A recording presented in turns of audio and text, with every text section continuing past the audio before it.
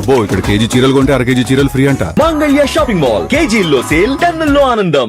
తవ్వితే దొరుకుతుంది బంగారం. వెలికితీత వ్యయంతో కూడింది. ప్రస్తుతం బంగారం ధర పెరిగిన నేపథ్యంలో వెలికితీతకయ్యే ఖర్చు ప్రభావం అంతగా ఉండదనే భావన పలువురిలో వ్యక్తమవుతోంది.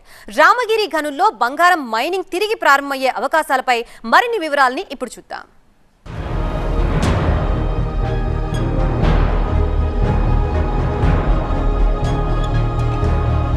రామగిరి ప్రాంతంలో మట్టిని నమ్ముకుంటే బంగారం దొరుకుతుందని అక్కడి ప్రజలు చెప్తూ ఉంటారు. వందల ఏళ్ల పాటు తవ్వినా తరిగిపోని బంగారు నిల్వలున్నాయని చెబుతున్నారు భారత్ గోల్డ్ మైన్ కంపెనీ మాజీ ఉద్యోగులు. వెంటనే ఇక్కడ మైనింగ్ ప్రారంభిస్తే పసిడి పంట పండడం ఖాయమని అంటున్నారు. కేంద్ర ప్రభుత్వం కూడా వీటిని లీజ్కిచ్చేందుకు ముందడుగు వేయడంతో పసిడి వర్షం కురిసే అవకాశం ఉంది. స్థానికంగానూ ఉద్యోగ అవకాశాలు పెరిగే అవకాశం ఉంది. అంతర్జాతీయ మార్కెట్ ప్రకారము గోల్డ్ విపరీతంగా ధరలు పెరిగిపోయినాయి. దీనిపైన కేంద్ర ప్రభుత్వం కానీ ప్రపంచవ్యాప్తంగా ఉన్న ఈ గోల్డ్కు సంబంధించిన కానీ దాని మీద వెంటనే చర్యలు తీసుకోవాలా. ఎందుకంటే సాధారణమైన మానవుడు middle class, upper middle class కూడా ₹1,00,000 పెట్టి కొనే పరిస్థితి లేదు.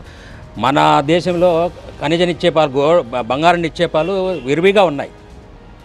దానిని సద్వినియోగం చేసుకోవాలి. ఇప్పుడు రామగిరి గోల్డ్ మైన్స్, ఇక్కడ కర్నూలు జిల్లాలో ఒకటి గోల్డ్ మైన్స్ ప్రారంభం అవుతుంది.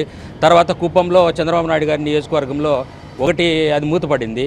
ఇవన్నీ కూడా రీఓపెన్ చేసుకునే అవకాశాలు ఉన్నాయి. దీని మీద కేంద్ర ప్రభుత్వం కానీ రాష్ట్ర ప్రభుత్వం కానీ వెంటనే చర్యలు తీసుకొని దీనిని ప్రారంభించేటట్లు చేయాల్సిన బాధ్యత కేంద్ర రాష్ట్ర ప్రభుత్వం మీద ఉంది. రామగిరి మైన్స్ లో ఇప్పుడు కొండలే మిగులున్నాయి. మిషనరీ అంతా స్క్రాప్ కింద అమ్మేయడంతో మైనింగ్ ప్రాంతం ఖాళీగా కనిపిస్తోంది. వర్షాలు పడ్డప్పుడు స్థానికులు ఇక్కడ బంగారం కోసం వెతుకుతూ ఉంటారు.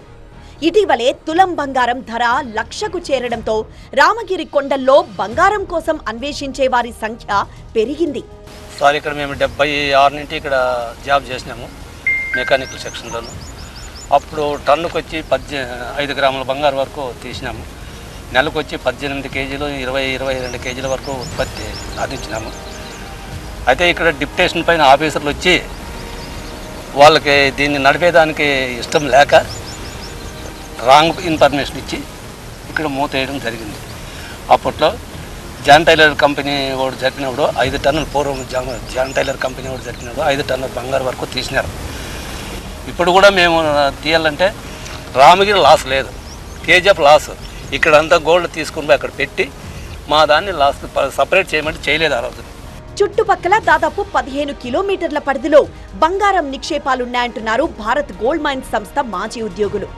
తిరిగి ఈ గనులు ప్రారంభమైతే స్థానికులకు ఉపాధి లభిస్తుందంటున్నారు. ఇక్కడ వచ్చేసి నీకు ఒక 16 కిలోమీటర్ల లెంత్తో ఉంది. ఇది జిబ్బుట్ల నుంచి చెన్నై బావి, వీటి నుంచి ఇక్కడ 7 కిలోమీటర్లాగా ఇది ఉంది, 8 కిలోమీటర్లు ఇది ఉంది. కాబట్టి 15 కిలోమీటర్లు.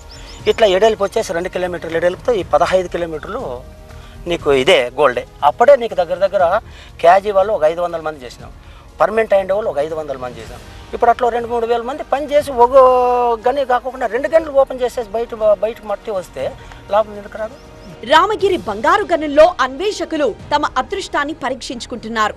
మరోవైపు కేంద్ర ప్రభుత్వం ఈ గనుల పునః ప్రారంభంపై ఎలాంటి చర్యలు తీసుకుంటోందోనని స్థానికుల్లో ఆసక్తి నెలకొంది. ఎప్పుడైతే తులం బంగారం 1,00,000కి చేరుకోవడంతో, ముఖ్యంగా వర్షాలు పడ్డప్పుడైతే మాత్రం బంగారం రేటు వల్ల చాలా పెరిగిపోయింది. కాబట్టి ఎంత దొరికినా చాలు, నెల రోజులు కష్టపడి ఒక 2-3 గ్రాములు దొరికినా చాలని ఉద్దేశంతో చుట్టుపక్కల ఉన్న వాళ్ళందరూ కూడా ఇవాళ రామగిరి గోల్డ్ మైన్స్కి వచ్చి ఈ మట్టిలో అయితే మాత్రం బంగారం కోసం వెతకడం ప్రారంభించారు.